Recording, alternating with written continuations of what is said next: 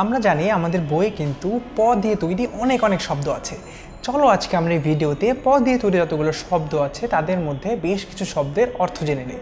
প্রথমে আমরা দেখতে পাচ্ছি পরস্পর শব্দটি। পরস্পর শব্দটির অর্থ একের সঙ্গে অন্যের, অর্থাৎ একের সঙ্গে অন্যের, এটি হচ্ছে পরস্পর শব্দের অর্থ। এরপরে রয়েছে পরিতাপ শব্দটি। পরিতাপ শব্দটির অর্থ দুঃখ কিংবা খেদ, অর্থাৎ আমরা এই দুটি কিন্তু পরিতাপ শব্দটির অর্থ। এরপরে রয়েছে পন্থা। পন্থা শব্দটির অর্থ পথ। এরপরে রয়েছে পট্টি। পট্টি শব্দটির অর্থ কাপড়ের লম্বা টুকরা। এটা দিয়ে শরীরের কোনো স্থান বাঁধা থাকে, অর্থাৎ পট্টি দিয়ে শরীরের কোনো স্থান বাঁধা থাকে। এরপরে রয়েছে পর্যবেক্ষণ শব্দটি, যার অর্থ কোনো কিছু বা প্রাকৃতিক ঘটনা খেয়াল করে দেখা। তারপরে দেখো বন্ধুরা, পাখপাখালি। পাখপাখালি শব্দটির অর্থ নানা ধরনের পাখি। এরপরে রয়েছে পাষণ্ড। পাষণ্ড শব্দটির অর্থ নির্দয়। এরপরে রয়েছে পাণ্ডিত্যপূর্ণ। পাণ্ডিত্যপূর্ণ শব্দটির অর্থ জ্ঞান ও অভিজ্ঞতাপূর্ণ। এরপরে রয়েছে পুটলি। পুটলি শব্দটির অর্থ বোচকা।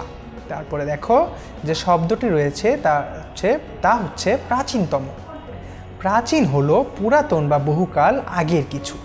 এর মধ্যে দেখো বন্ধুরা, এর মধ্যে সবচেয়ে প্রাচীন হলে তবে তম যোগ করা হয়, অর্থাৎ সবচেয়ে প্রাচীন হলে সেটিতে তম যোগ করা হয়।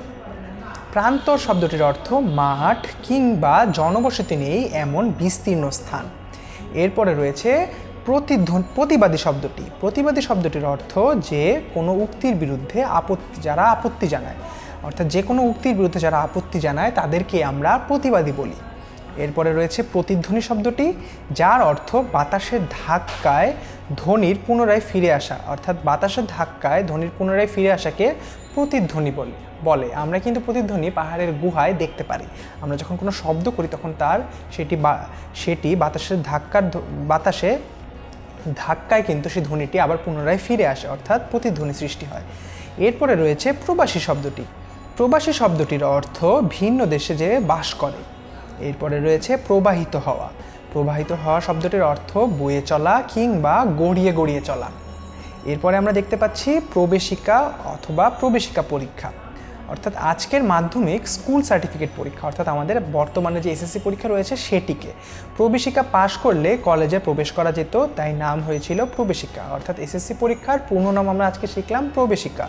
কেন প্রবেশিকা বলা হতো? কারণ প্রবেশিকা পাশ করলেই কলেজে প্রবেশ করা যেত, তাই খুব সুন্দর একটি নাম দেওয়া হয়েছিল এটির নাম হচ্ছে প্রবেশিকা।